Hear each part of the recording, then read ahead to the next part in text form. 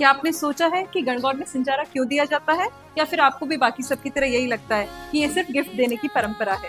नमस्कार, गणगौर सौभाग्य साधना के नवे चरण में हम बात करेंगे सिंजारे के बारे में। गणगौर का सिंजारा सिर्फ 16 श्रृंगार नहीं है, यह एक एनर्जी कोड है जो स्त्रियों के जीवन में सौभाग्य की ऊर्जा को एक्टिवेट करता है। गणगौर से एक दिन पहले यानी कि सिंजारे के दिन ससुराल वाले और पीहर वाले अपनी बहू और बेटी के लिए मेहंदी, कपड़े, गहने, मिठाई और 16 श्रृंगार का सामान देते हैं।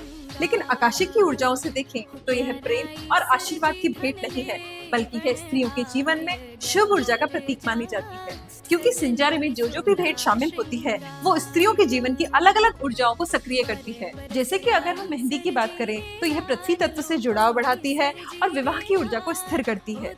यदि हम लाल रंग के वस्त्रों की बात करें तो यह स्त्रियों के जीवन में प्रेम की ऊर्जा को आकर्षित करता है।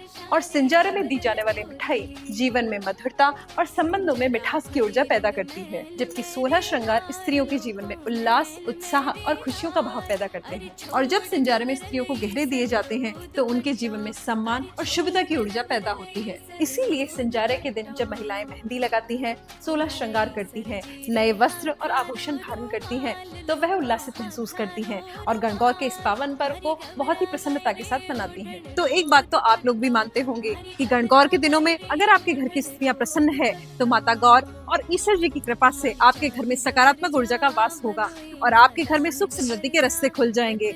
इसीलिए सिंजारा सिर्फ एक परंपरा नहीं है, यह स्त्रियों की प्रसन्नता का उत्सव माना जाता है। तो इस सिंजारा ये वीडियो उन लोगों को जरूर शेयर कीजिए जिन्हें इस साल सिंजारे की भेंट मिलने वाली है। और गणगौर की ऐसी ही और परंपराओं से जुड़े रहने के लिए हमारे पेज डिवाइन हीलर करुणा सिंह को जरूर फॉलो कीजिए।